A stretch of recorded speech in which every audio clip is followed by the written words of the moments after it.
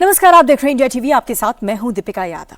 पाकिस्तान में आम आदमी का बजट घट गया है, आर्म्स का बजट बढ़ गया है। पाकिस्तान ने आज अगले युद्ध के लिए एक बजट बना लिया। बजट भी ऐसा वैसा नहीं है, पूरे 20% ज्यादा। दुनिया में कोई मुल्क ऐसा नहीं है जो एक साल के अंदर अपना डिफेंस बजट इतना ज्यादा बढ़ा ले। शहबाज शरीफ ने जनरल मुनीर को 2550 अरब रुपए के खजाने की जो चाबी है वो सौंप दी। पाकिस्तान में जीने के लिए रोटी मिले ना मिले, मरने के लिए गोली जरूर मिलेगी। जनरल आसिम मुनीर भारत को शिकस्त देने का ख्वाब पाले बैठा है। उसके खोखले अरमानों की कीमत पाकिस्तान की आवाम कैसे चुकाने वाली है, सब कुछ इस रिपोर्ट में देखिए। मुनीर को 20% ज्यादा बजट, पाकिस्तानियों का सफा चट। चंद रोज पहले ही पाकिस्तान में गरीबी और भुखमरी की हालत पर वर्ल्ड बैंक की एक रिपोर्ट आई थी और आज पाकिस्तान की संसद ने उस रिपोर्ट पर मुहर लगा दी।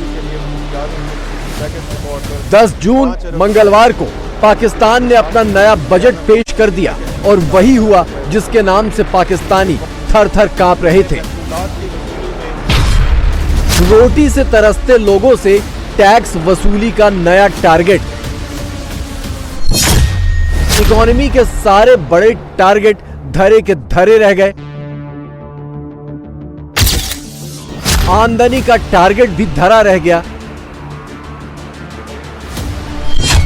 सारे सामानों और सेवाओं पर नई और ऊंची टैक्स की रेट।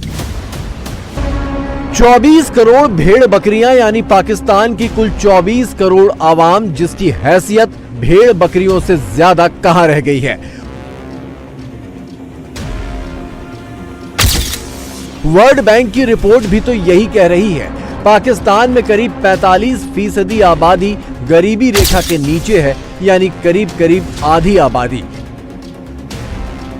लेकिन खुद पाकिस्तानी कह रहे हैं कि वर्ल्ड बैंक के ये आंकड़े सही नहीं हैं। गरीबी रेखा के नीचे लोगों की तादाद 80% है। अमूमन हर देश के बजट का साइज साल दर साल बढ़ता है, लेकिन पाकिस्तान के बजट का साइज पिछले साल से 6.9% कम हो गया है। हेल्थ बजट भी घटा है, लेकिन जैसी उम्मीद थी डिफेंस बजट बढ़ा दिया गया है। पिछले साल जब भारत के साथ जंग नहीं हुई थी तब भी पाकिस्तान ने डिफेंस बजट बढ़ाया था। इस साल तो जंग का ऐसा सॉलिड बहाना है कि जनरल मुनीर की छुरी पाकिस्तानियों की गर्दन पर चल रही है, तब भी वो जनरल जिंदाबाद का ही नारा लगा रहे हैं। ताजा आंकड़ों के मुताबिक पाकिस्तान के हर शख्स पर 2,77,462 पाकिस्तानी रुपयों का कर्ज है। 24 करोड़ आबादी में से करीब आधे यानी 11 करोड़ के आसपास लोग गरीबी रेखा के नीचे हैं। सवाल उठता है कि ये 11 करोड़ लोग इतने बड़े कर्जदार कैसे बन गए? पाकिस्तान आज इस नहज तक कैसे पहुंचा कि आधी आबादी गरीबी रेखा के नीचे और सबके सिरों पर कर्जों का बोझ? ये ऐसे हुआ। बेनजीर भुट्टो ने कर्ज लिए, फिर नवाज शरीफ ने और कर्ज लिए, फिर इमरान खान ने और भी कर्ज लिए और अब शहबाज शरीफ कर्ज पर कर्ज लेते जा रहे हैं। शहबाज सरकार के 2024 के बजट का आधा हिस्सा कर्जों का ब्याज चुकाने में गया था। इस साल भी यही होगा।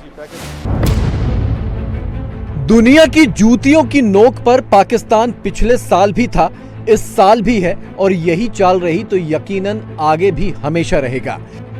पाकिस्तान के वित्त मंत्री मोहम्मद औरंगजेब ने इस बार जो बजट पेश किया है वो पूरी तरह IMF की शर्तों के तहत है, क्योंकि पाकिस्तान की खैराती दुकान सऊदी अरब और UAE ने बंद करवा दी है। लिहाजा जनरल मुनीर अब पाकिस्तानियों से ही वसूली करेगा टैक्स की शक्ल में। जनरल मुनीर ने 20% बजट बढ़ाकर इसलिए लिया है क्योंकि अब उसे हाफिज सईद और मसूद अजहर जैसों की सुरक्षा पर ज्यादा खर्च करना पड़ेगा। ऑपरेशन सिंदूर के बाद इनके पुराने ठिकाने तो खंडहर बन गए, लिहाजा इनकी ऐशगाहों और बंकरों को अब नए सिरे से बनाना पड़ेगा। पाकिस्तानियों को घास खाने का फलसफा तो करीब 5 दशक पहले ही जुल्फिकार अली भुट्टो ने दे दिया था और पाकिस्तानियों ने खुशी खुशी इसे अपना भी लिया था। शायद यही वजह है कि आज पाकिस्तान की आधी आबादी गरीबी रेखा के नीचे है, लेकिन हैप्पीनेस इंडेक्स में पाकिस्तानी साल दर साल रिकॉर्ड तोड़ रहे हैं।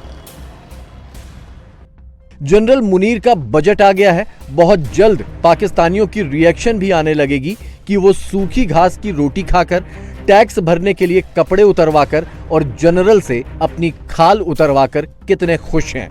पाकिस्तान की ये खुशी सलामत रहे।